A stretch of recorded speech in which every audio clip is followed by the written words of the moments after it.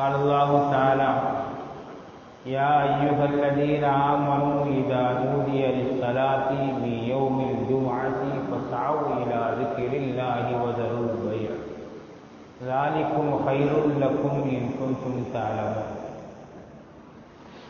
அல்லாஹ்வின் பேரருள் பெருங்கருணை அல்லாஹ் தஆலா நம் அனைவர்களையும் அவனை நம்பிய நல்லடியார்களுடைய கூட்டத்தில் சேர்த்தருளினான். அல்ஹம்துலில்லாஹ், அல்ஹம்துலில்லாஹ்.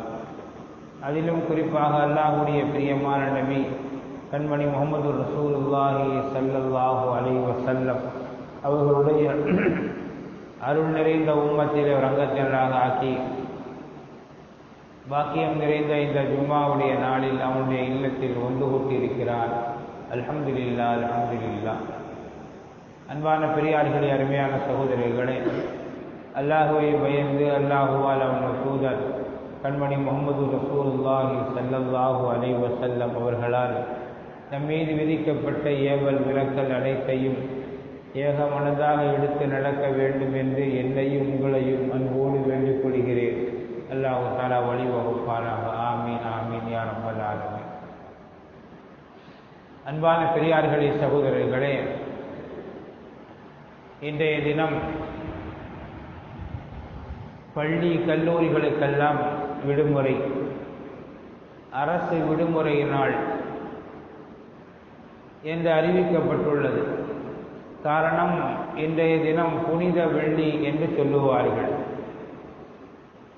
புனித வெள்ளி என்றால் அந்த புனித வெள்ளிக்கும் நமக்கும் என்ன சம்பந்தம் என்பதை நாம் சற்று யோசிக்க வேண்டும்.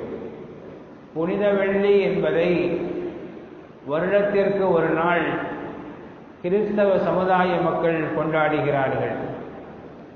அந்த நாள் என்று கொண்டாடுகிறார்கள் என்றால் மார்ச் மாதம் 22ஆம் தேதிக்கு பிறகு ஏப்ரல் 25 தேதிக்குள் ஆக ஒரு அந்த நாள்களில் 32 நாள்களுக்குள்ள உள்ள ஒரு நாளை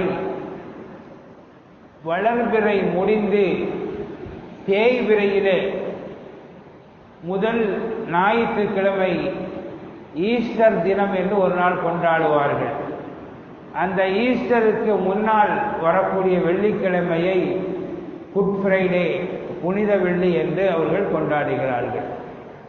அவர்கள் எதை வைத்து கொண்டாடுகிறார்கள் என்று பார்த்தால், அவர்களால் வணங்கப்படக்கூடிய, அவர்களால் புனிதர் என்று சொல்லப்படக்கூடிய நம்முடைய ஈசா அலைஹிஸ்ஸலாத்து வஸ்ஸலாம் அவர்களை ஒரு நாள் அவர்களுடைய கணிப்பின் பிரகாரம் சிலுவையில் அடிக்கப்பட்டது என்று அவர்கள் சொல்லுகிறார்கள்.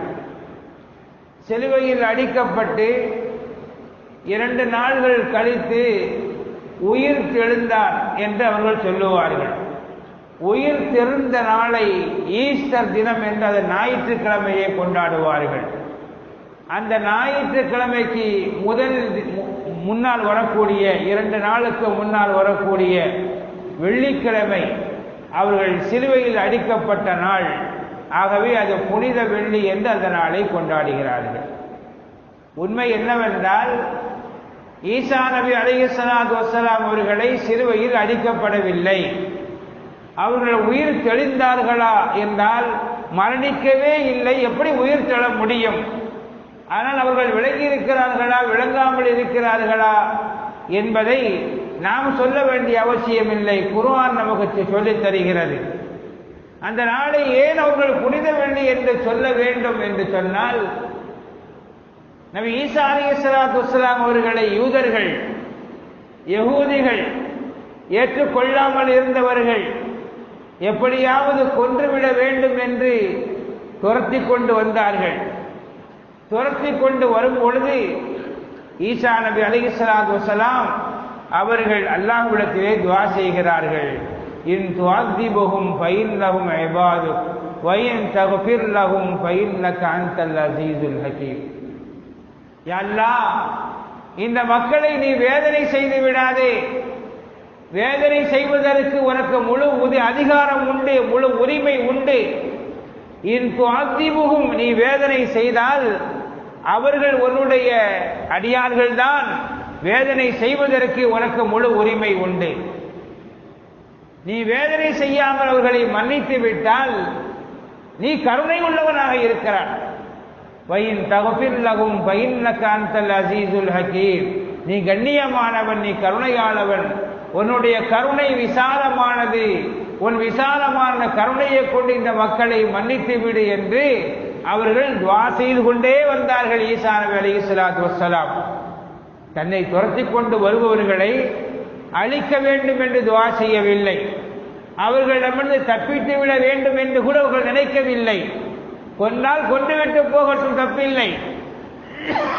ஆனாலும் அந்த மக்களுக்காக வேண்டியவர்கள் துஆ செய்தார்கள்.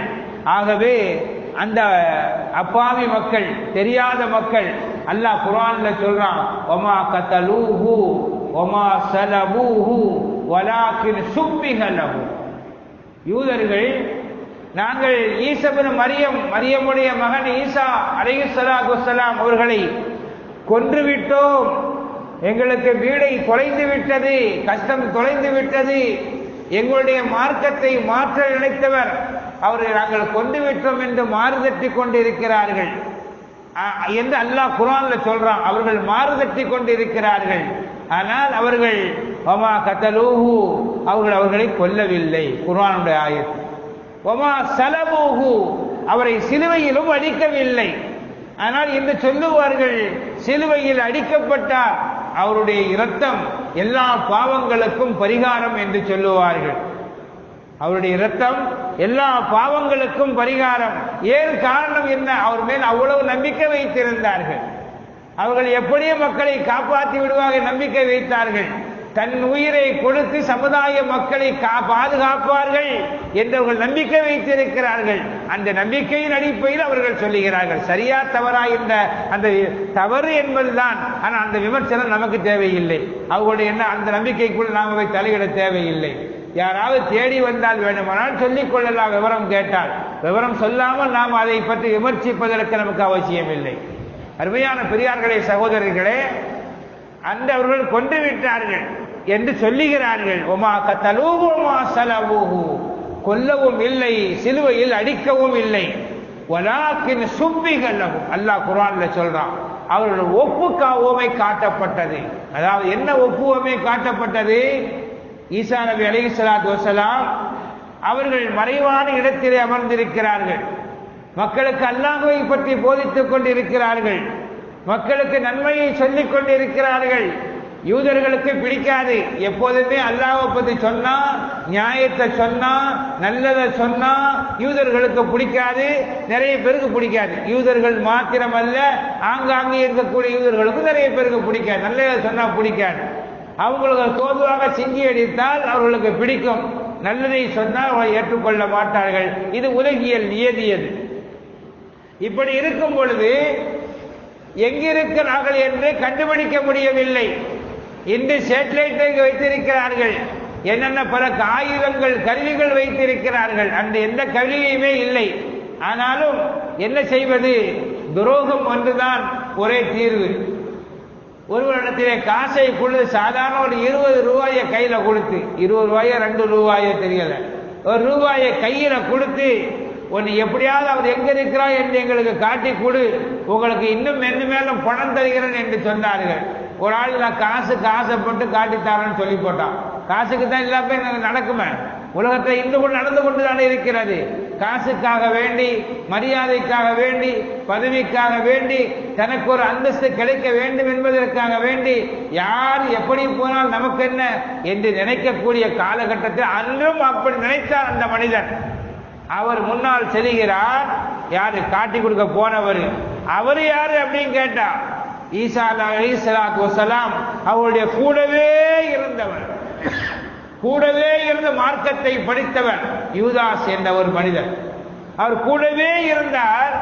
அவரை நம்பினார்கள், சகோதரராக சொன்னார்கள், ஹவாரியூன்கள், உதவியாளர்கள் என்றெல்லாம் அவரை வைத்திருந்தார்கள். அப்படிப்பட்ட ஒரு மனிதர், நான் காட்டி தர்றேன், எனக்கு காசை கொடுங்கன்னு சொல்லிட்டாரு. அவர் எப்படி கேட்டாரோ அதனுடைய விவரங்கள் முழு விவரம் நமக்கு தெரியல. ஆக மட்டும் காட்டி கொடுத்தார் என்று வந்து விட்டது.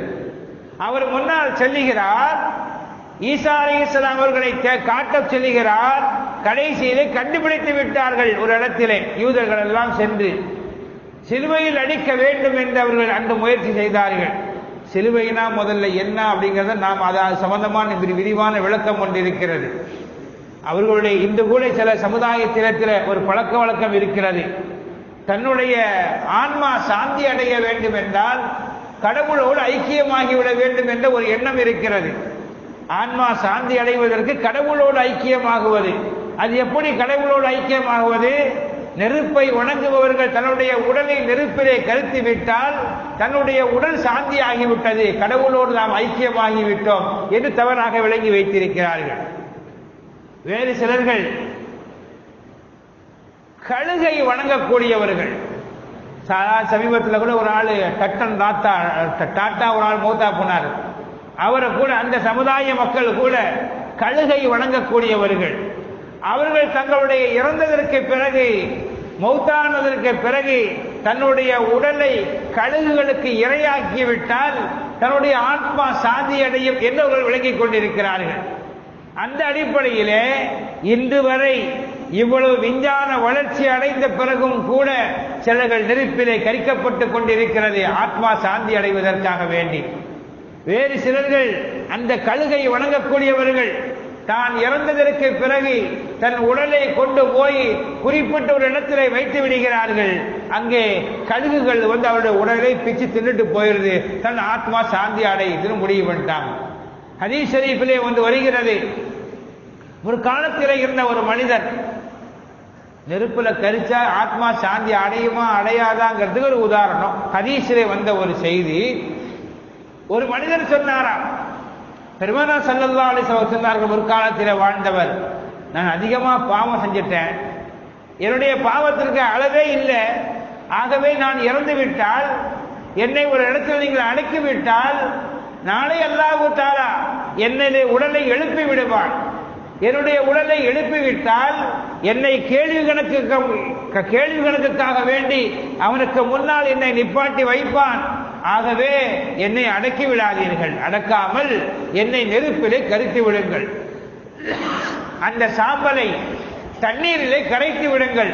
ஒரு இடத்துல கரைச்சிடாதீங்க, இந்த ஊர்ல கொஞ்சம், இந்த கடல்ல கொஞ்சம், அந்த கடல்ல கொஞ்சம், பல ஊர் கடல்ல கரைச்சிருங்க, கொஞ்சம் சாம்பலை காத்துல பறக்க விட்டுருங்க, என்னுடைய சாம்பலை அல்லாஹ்வால் ஒன்று சேர்க்க முடியாது என்று அவர் நம்பியிருந்தார். பெருமானார் ஸல்லல்லாஹு அலைஹி வஸல்லம் சொன்னார்கள், அவர் இறந்து விட்டார், அதை போலவே அவருடைய உடலை கரிக்கப்பட்டது, அந்த கரித்த உடலை அந்த சாம்பலை எடுத்து பல ஊர் தண்ணிகளிலே கரைக்கப்பட்டது, காற்றிலே பறக்க விடப்பட்டது. அல்லாஹ் தஆலா அவன் ஒன்றுமே இல்லாமல் இருந்த ஒரு மனிதனை படைத்தான், ஒன்றுமே இல்லாமல் இருக்கும் பொழுது ஒரு மனிதனை உருவாக்கினான். அவன் வாழ்ந்த ஒரு மனிதனை உருவாக்குவது அல்லாஹ்வுக்கு கஷ்டமான காரியம் அல்ல. அவனை எழுப்பிவிட்டான். எழுப்பி அவன்கிட்ட கேட்டான் அல்லாஹ் தஆலா, ஏம்பா இப்படி ஒரு காரியத்தை செய்தாயே, நெருப்பில கரிக்கணும், தண்ணீரை கரைக்கணும், எல்லாம் பெரிய சவுடால் ஊட்டியே ஏம்பான்னு கேட்டான் அல்லாஹ் தஆலா. நபிகள் பெருமானார் ஸல்லல்லாஹு அலைஹி வஸல்லம் சொன்னார்கள், யா அல்லாஹ், என்னை நாளை நீ எழுப்பி விடுவாய் என்ற உன்னுடைய பயத்திலே தான் நான் அப்படி செய்தேன். என்னை எழுப்பி ஒரு முன்னால் கேள்வி கணக்குக்காக வேண்டி நிப்பாட்டி வைத்தான். நான் உன்னிடத்தில் என்ன பதில் சொல்லுவேன் என்ற உன்னுடைய பயம் இருந்தது, உன்னுடைய சன்னிதானத்தில் இருப்பதை பற்றி நான் பயந்தேன், அதனால் நான் அப்படி செய்ய சொன்னேன் என்று அல்லாஹ்விடத்துல சொன்னாராம். அல்லாஹ் திருப்பி கேட்டானா, ஏம்பா என்ன பயந்தாப்பா அப்படி செஞ்ச, போட சொர்க்கத்துக்கு போடான்னு அல்லாஹ் சொல்லிட்டான். ஏன்?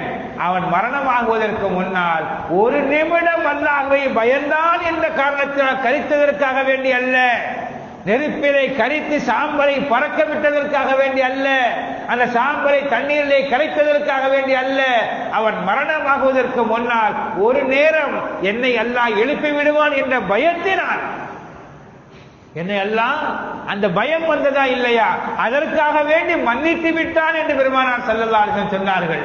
இந்த கதையை வச்சுக்கிட்டு அந்த பயந்தாருங்கிற கதையை விட்டு போட்டு நெருப்புல கரிச்சிட்டோம்னா, அதை தண்ணீரை கரைத்து விட்டால், காற்றிலே பறக்க விட்டு விட்டால் ஆத்மா சாந்தி அடைஞ்சிரும், சொர்க்கம் கிடைச்சிரும் என்ற ஒரு தவறான நம்பிக்கை காலப்போக்கிலே கரித்தாலே நமக்கு என்ன ஆத்ம சாந்தி அடைந்து விடும் என்ற ஒரு தவறான நம்பிக்கை மக்களிடத்திலே பரவிவிட்டது. இங்க மட்டும் உலகமெல்லாம் இந்த கதை தான். ஆக சிலர்கள் நெருப்பிலே கழித்து விட்டால் நாம் வணங்கக்கூடிய தெய்வம் நம்ம சாந்தி அடைந்து விட்டது, சாந்தி அடைந்து விட்டோம் என்று நம்புகிறார்கள். அதே போல கழுகுகளால் திங்கப்படக்கூடியவர்கள், கழுகுகள் சிலர்கள் அதை கணக்கை வழங்கக்கூடியவர்கள், கழுகுகளுக்கு நாம் இரையாகிவிட்டால் நம்முடைய ஆன்மா சாந்தி அடைந்து விடும் என்று சிலர்கள் நம்புகிறார்கள். அதே போல அந்த காலத்திலே சிலுவை என்பதை அது வணங்கப்படக்கூடிய ஒரு பொருளாகவே இருந்தது. வணங்கப்படக்கூடிய ஒரு பொருள். ஏன் வணங்கப்படக்கூடிய ஒரு பொருள் என்றால் அதுதான் கடவுள். அல்லாஹ்வுக்கு ஒரு உருவம் இருக்கிறது என்றால் அது அந்த சிலுவையுடைய உருவம் தான் என்று விளங்கி வைத்திருந்தார்கள் அந்த மக்கள். எந்த மக்கள்? நபி ஈசா அலைஹிஸ்ஸலாத்துக்கு முன்னால் வாழ்ந்த மக்கள் சிலுவையை வைத்திருந்தார்கள். ஆகவே அந்த சிலுவையிலே அடிக்கப்பட்டு விட்டால் கடவுளோடு நாம் ஐக்கியமாகிவிட்டோம் என்ற ஒரு எண்ணத்தை வைத்திருந்தார்கள். அதனால் அவர்கள் சிலுவையிலே அடிக்கப்பட்டார்கள். இன்னும் சொல்ல போனால் கடவுளோடு ஐக்கியமாயிறியா நீ கேட்பாங்க, கடவுள்கிட்ட போறியா? நம்ம ஊர்ல கூட அல்லாட்ட அனுப்பி வைக்கட்டுமா, அல்லாட்ட போறியான்னு நம்ம ஊர் மக்களை பார்த்து விளையாட்டாக கேட்பதை போல வாப்பா எங்கப்பா அல்லாட்ட போயிட்டாங்க, பாப்பா அம்மா எங்கப்பா அல்லாட்ட போயிட்டாங்க நம்ம சொல்றோமா இல்லையா? இதே போல தவறு செய்து விட்டால் உன்னை கடவுளிடத்திலே அனுப்பி விடுவேன் என்று சொல்லுவார்கள். கடவுளிடத்திலே அனுப்புவது என்றால் இறந்ததுக்கு பிறகு எங்க போறான்னு தெரியாது, சிலுவையிலே அடித்து விட்டால் அவர் கடவுளோடு ஐக்கியமாகிவிட்டார் என்ற ஐதீகம் இந்த மக்களிடத்தில் இருந்தது. அதனால் அவர்கள் வணங்கப்படக்கூடிய அந்த தெய்வமேனாக வைத்திருந்தது அந்த சிலுவையிலே ஈசா நபி அலைஹிஸ்ஸலாத்து வஸ்ஸலாம் அவர்களை அடிக்க வேண்டும் என்று அவர்கள் துரத்தி கொண்டு சென்றார்கள். அது ஏன் இருக்குன்னா இப்ப ஜும்மாவில் சொல்ல முடியாது, அதுல ஒரு விரிவான விளக்கம் அது இப்ப சொல்லக்கூடிய இடம் அல்ல. அல்லாஹ் பாதுகாக்கணும். அருமையான சகோதரிகளே, சிலுவையில் அடிப்பதற்காக வேண்டி செல்லும் பொழுது அல்லாஹு தஆலா நபி ஈசா அலைஹிஸ்ஸலாத்து வஸ்ஸலாம் அவர்களை அவன் உயர்த்தி விட்டான், தன் பக்கம் உயர்த்தி கொண்டான் நபி ஈசா அலைஹிஸ்ஸலாத்து வஸ்ஸலாம் அவர்களை. அப்போ உயர்த்திட்டான், சிலுவையில் அடிக்கணும். அந்த முக சாடையை யார் காட்டி கொடுத்தானோ அவனுக்கு கொடுத்தான் அல்லாஹ் தஆலா. காட்டி கொடுக்க வந்தானா இல்லையா? யூதாஸ். அந்த யூதாஸ் என்பவனுக்கு அந்த முக சாடையை அல்லாஹ் தஆலா கொடுத்து விட்டான். அந்த மக்கள் துரத்தி கொண்டு வந்த யூதர்கள் எல்லாம் இவர்தான் ஈசா, இவர்தான் இயேசு என்ற ஒரு சிலுவையில் அடிச்சிட்டாங்க. அல்லாஹ் குர்ஆன்ல சொல்றான், சிலுவையில் அடிச்சுட்டேன்னு சொல்றானோ கொண்டுட்டேன்னு சொல்றானோ, கொல்லவும் இல்லை சிலுவையில் அடிக்கவும் இல்லை, ஆனாலும் அவர்கள் கருத்து வேறுபாடிலே இருக்கிறார்கள் என்று அல்லாஹ் குர்ஆன்ல சொல்றான். என்ன கருத்து வேறுபாடு? நாம் அடித்தவர் ஈசா என்றிருந்தால் அந்த யூதாசை எங்கே, யூதாசு தான் என்றிருந்தால் ஈசா எங்கே என்ற கருத்து வேறுபாடு அவர்களுக்கு மத்தியிலே வந்துவிட்டது என்று அல்லாஹ் அருள்முறையிலே சொல்லித் தருகிறார். அருமையான சகோதரர்களே, அப்ப சிலுவையிலே அடிக்கப்பட்டது யாரை? நபி ஈசா நபி அலைஹிஸ்ஸலாத்து அவர்களை அல்ல. ஆனால் அந்த தோற்றம் இருந்த காரணத்தினால் மக்கள் எல்லாம் அழுதார்கள், எல்லோரும் அழுதார்கள். மரியம் அலைஹிஸ்ஸலாம் ஈசா அலைஹிஸ்ஸலாத்துடைய தாயார் அவர்களும் முன்னால் வந்து அந்த சடலத்திற்கு முன்னால், சிலுவையில் அடிக்கப்பட்ட சடலத்திற்கு முன்னால் வந்து அழுது கொண்டிருந்தார்கள். 2 நாள் 3 நாள், அதை வெள்ளிக்கிழமை ஒரு நல்ல நாள் வச்சிருந்தாங்க. சிலுவையில் அடிக்கப்பட்ட அதுக்கு முன்னால் அழுதுகிட்டு இருக்கிறாங்க. நபி ஈசா அலைஹிஸ்ஸலாத்து வஸ்ஸலாம் அவர்களை அல்லாஹ் தஆலா முன்னாடி இறக்கி விட்டான். அதைத்தான் உயிர் தெழுந்தார் என்று சொல்லிக் கொண்டிருக்கிறார்கள். ஈசா அலைஹிஸ்ஸலாம் வந்தார்கள். வந்து அம்மா அவர்கள் வரும் பொழுது அவர்களுடைய ஹவாரியூன்கள் என்று சொல்லக்கூடிய அவர்களை ஈமான் கொண்டு அவர்களுடைய தோழர்களாக அவர்களுடைய நண்பர்களாக இருந்த அந்த சில சகாக்களும் பக்கத்திலே இருந்தார்கள். அவங்கள்ட்ட வந்து சொன்னாங்க, என்ன அல்லாஹ் தஆலா சிலுவையில் அடிக்கல, நான் சிலுவையில் அடிக்கப்படவில்லை, நான் பிற்காலத்திலே வருவேன், ஒரு நாள் இருக்கிறது, அந்த நாளிலே நான் வருவேன் என்று நபி ஈசா அலைஹிஸ்ஸலாத்து வஸ்ஸலாம் அவர்கள் இப்பொழுது அடிக்கப்பட்டதெல்லாம் யூதாஸை தான் அடிக்கப்பட்டது என்று அந்த குறிப்பிட்ட நபர்களிடத்திலே ஈசா அலைஹிஸ்ஸலாத்துடைய தாயார் அம்மா மரியம் அலைஹிஸ்ஸலாம் அவர்களிடத்திலேயும் அவர்களுடைய சகாக்களிடத்து சொல்லிவிட்டு திரும்பவும் உயர்ந்து விட்டார்கள். திரும்ப வருவார்கள். எப்போது வருவார்கள்? அதான் 2000 வராருன்னு சொன்னாங்க, 2025 வராருன்னு சொன்னாங்க. எப்போ வாராகன்னு தெரியல. பக்தாதில் பார்த்தா எல்லா இடங்கள்லையும் எழுதி போடப்பட்டிருக்கு, நான் பார்த்துருக்கிறேன். அந்த போட்டோ அந்த அரபி வாசகத்தை எடுத்து வச்சிருந்தா அது போட்டோ எங்க போச்சுன்னு தெரியல. எழுதி போடப்பட்டிருக்கு. ஈசா அலைஹிஸ்ஸலாம் அவர்கள் வருவதற்கு முன்னால் இமாம் மஹ்தி அலைஹிஸ்ஸலாத்து வஸ்ஸலாம் அவர்கள் வருவார்கள்.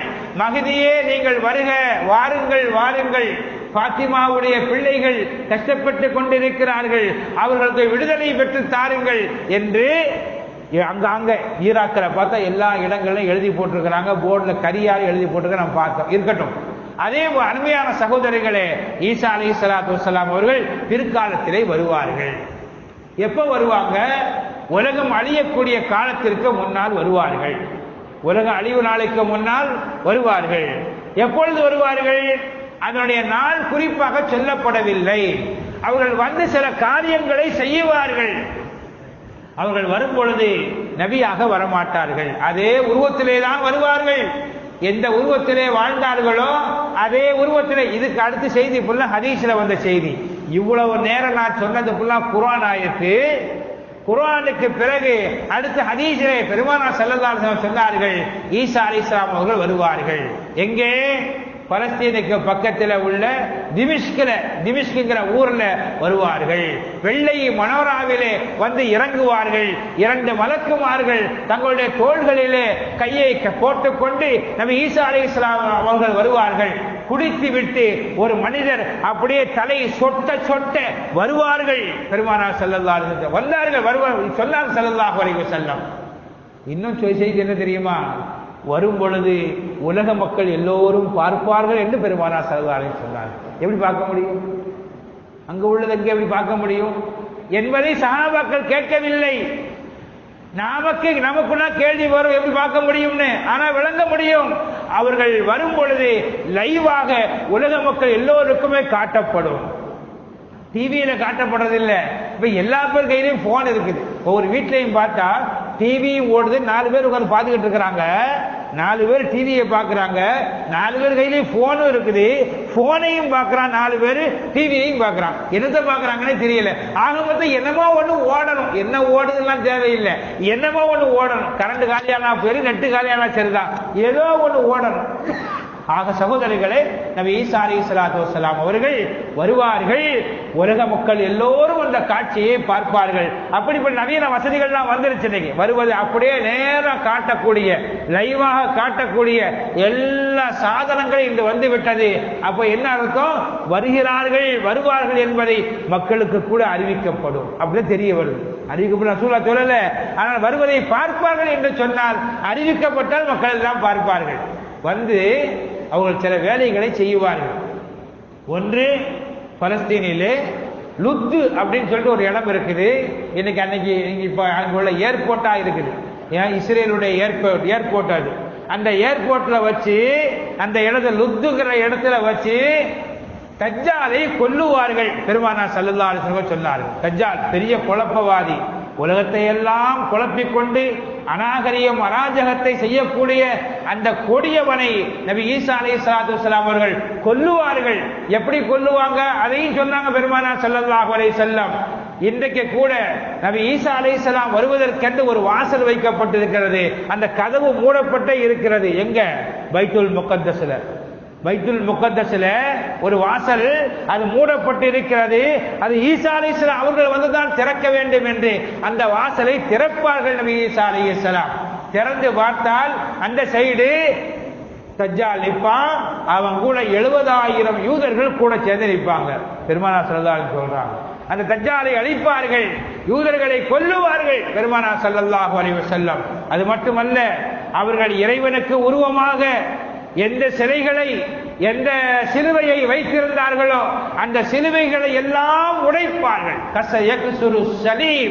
சிலைகளை உடைப்பார்கள் என்று பெருமானார் ஸல்லல்லாஹு அலைஹி வஸல்லம் சொன்னார்கள். அவ இறைவனுக்கு உருவம் இல்லை என்பதை உறுதிப்படுத்துவார்கள். அவ சிலுவைனா இறைவனுடைய உருவம், கடவுளுடைய உருவமாக வைத்திருந்தார்கள். அந்த உருவத்தை உடைத்து விடுவார்கள் நபி ஈசா அலைஹிஸ்ஸலாத்து வஸ்ஸலாம். அது மட்டுமல்ல, அடுத்து சொன்னாங்க ஸல்லல்லாஹு அலைஹி வஸல்லம், சிலுவையோடு சேர்த்து பன்றிகளை கொல்லுவார்கள். யக்துல் ஹின்ஸீர், பன்றிகளை கொல்லுவார்கள். அப்ப பன்னிக்கும் அதுக்கும் என்ன சம்பந்தம் அப்படின்னு பார்த்தா அதுல பெரிய விவரங்கள். இன்னைக்கு சாப்பிடக்கூடிய எல்லா பொருள்களையும் என்னத்தோ ஒண்ணு கலந்திருக்கிறான். எல்லா கலப்படங்களும் நீக்கப்படும். பன்றியிடத்திலே உள்ள துர்குணங்கள் நிறைய மக்கள்கிட்ட இருக்குது, எல்லா குணங்களையும் நீக்குவார்கள், நியாயமான முறையிலே ஆட்சி செய்வார்கள் என்றெல்லாம் பெருமானார் ஸல்லல்லாஹு அலைஹி வஸல்லம் சொன்னார்கள். அது சொன்னதோடு மட்டுமல்ல, கல்யாணமும் முடிப்பாங்க, ஸல்லல்லாஹு அலைஹி வஸல்லம் சொல்றாங்க, கடைசியில் மௌத்தாவும் போவாங்க. எங்க மௌத்தா போவாங்க? மதீனாவிலே பெருமானார் ஸல்லல்லாஹு அலைஹி வஸல்லம் குடிகொண்டிருக்கக்கூடிய அடக்கப்பட்டிருக்கக்கூடிய மதீனாவிலே வஃபாத் ஆகுவார்கள். நபிகள் பெருமானார் ஸல்லல்லாஹு அலைஹி வஸல்லம் அவர்களுக்கு அருகாமையிலே அடக்கப்படுவார்கள். கபர் இருக்கக்கூடிய இடத்தை கூட பெருமானார் ஸல்லல்லாஹு அலைஹி வஸல்லம் சொல்லிவிட்டார். இந்த மாதிரி யாருக்கும் அட்ரஸ் கொடுத்துட்டு போகல, யாருமே அட்ரஸ் கொடுக்கல. ஏன் ஈசா அலைஹிஸ்ஸலாம் கூட சொல்லல, பெருமானார் ஸல்லல்லாஹு அலைஹி வஸல்லம் சொன்னார்கள். எப்படி சொன்னார்கள் தெரியுமா? எனக்கு பக்கத்திலே அபூபக்கர் நாயகம், உமர் நாயகம் அடங்கப்படுவார்கள். அதுக்கு அடுத்து 2 நபிமார்களுக்கு மத்தியிலே 2 ஷஹீதுகள், 2 தோழர்கள் எழுந்து வருவார்கள் என்று பெருமானார் ஸல்லல்லாஹு அலைஹி வஸல்லம் சொன்னார்கள். அவ்வளவு அட்ரஸ் கொடுத்துட்டாங்க ஸல்லல்லாஹு அலைஹி வஸல்லம். எங்க? பெருமானார் ஸல்லல்லாஹு அலைஹி வஸல்லம் அருகாமையிலே அபூபக்கர் நாயகம், அதற்கு பக்கத்திலே உமர் நாயகம், அதுக்கு அடுத்து ஒரு இடம் இருக்குது, இன்னைக்கு இடம் போடப்பட்டிருக்குது, கபருடைய இடம். நபி ஈசா அலைஹிஸ்ஸலாத்து வஸ்ஸலாம் அவர்களுக்கு அவர் 2 நபிமார்களுக்கு மத்தியிலே என்னுடைய 2 தோழர்கள் எழுந்து வருவார்கள் என்று பெருமானார் ஸல்லல்லாஹு அலைஹி வஸல்லம் சொன்னார். சகோதரர்களே, ஆக இந்த செய்திகளை நம்முடைய சமுதாய மக்கள் தெரிந்து கொள்ள வேண்டும் என்பதற்குத்தான். இதுதான் நமக்கு நம்ம புனித வெள்ளி என்று அவர்கள் கொண்டாடுவார்கள். வருடத்தில் ஒரு நாள், நமக்கு அவ்வாறு அல்ல, ஒவ்வொரு வாரமும் புனித நாள் தான், புனித வெள்ளி தான். இன்ஷா அல்லாஹ் சம்பந்தமாக அடுத்த வாரம் பேசிக்கொள்வோம். வாஹிர் தாவா அல்ஹம்துலில்லாஹ்.